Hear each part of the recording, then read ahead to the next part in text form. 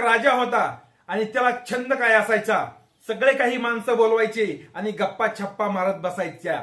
पण भानगड अशी व्हायची की राजासमोर गप्पा मारताना सगळेजण तिथं प्रामाणिक बाता करीत. कारण का, मोठ्या माणसासमोर जर आपण बाता करायला लागलो, आपण लबाड जरी असलो, आपण वाहिपट जरी असलो, तरी मोठ्या माणसासमोर ज्ञानाच्याच गोष्टी करू. तसंच तिथं सगळ्या ज्ञानाच्या गोष्टी व्हायच्या. राजाला वाटायचं इतके पब्लिक येते, माझ्या पुढं कुणी बोलत नाही, काही नाही.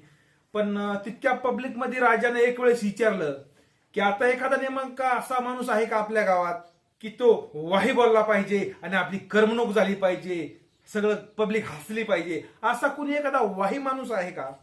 तर आहे म्हणले, एक जण आहे. पण तो इथं आणला का नाही, तो काहीही बोलतो आणि हसू येतंय माणसाला, त्याच्यामुळे तो इकडे येत बी नाही ना आम्ही त्याला येऊ देतही नाही.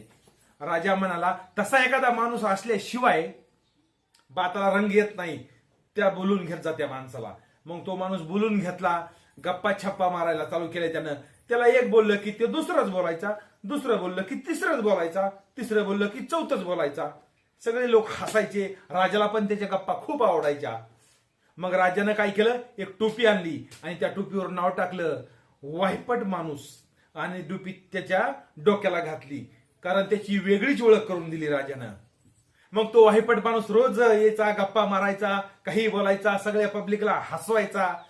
राजाला मस्त दिवस जायचा राजाचा. पण काही दिवसांनी राजा म्हातारा झाला, म्हणजे त्याचा शेवटचा टाइम आला मरणाचा. वाहिपट माणूस म्हणाला आता राजा मरणाच्या वाटेवर आहे आणि तिथं बी मी काहीतरी वाही बोलल यापेक्षा मी तिथं जातच नाही. तो गेलाच नाही. सगळेजण तिथं जमा झाले. त्याच्या शेवटच्या वेळेस त्याला बोलायला राजा म्हणाला सगळेजण आले, पण तो वाहिपट माणूस काय आला नाही.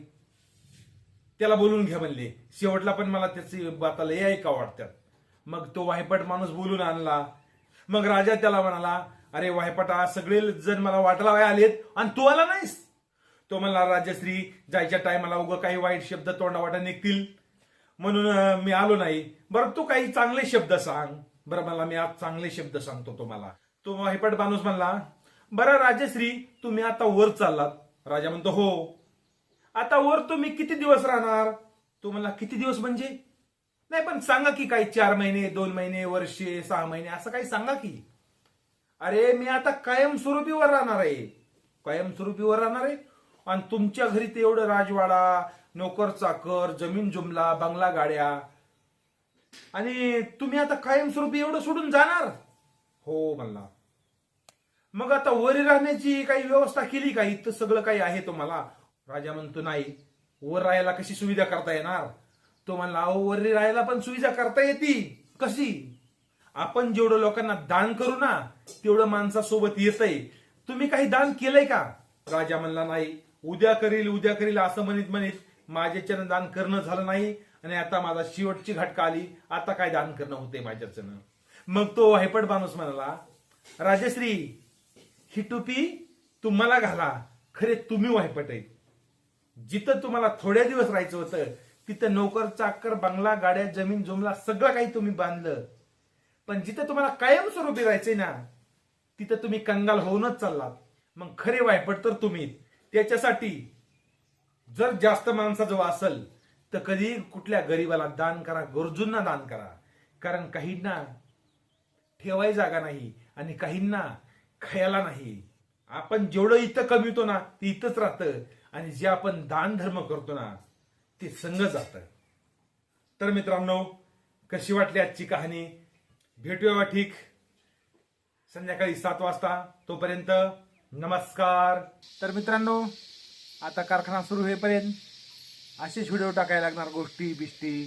कारण आता ऊस तोडणी सुरू होईपर्यंत काही कामही नाहीत दुसरे. थोडाफार पाऊस पडलाय आज, आबाळ यायला लागले. हे पहा, येईल ना पाहिजे म्हणजे येईल. हो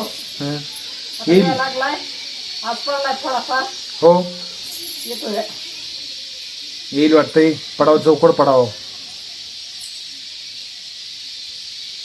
आता ऊस तोडणी अशाच गोष्टी सांगतो. सांगा ना मग.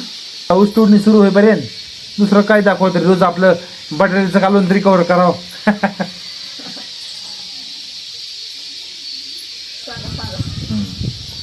तर मित्रांनो भेटू उद्या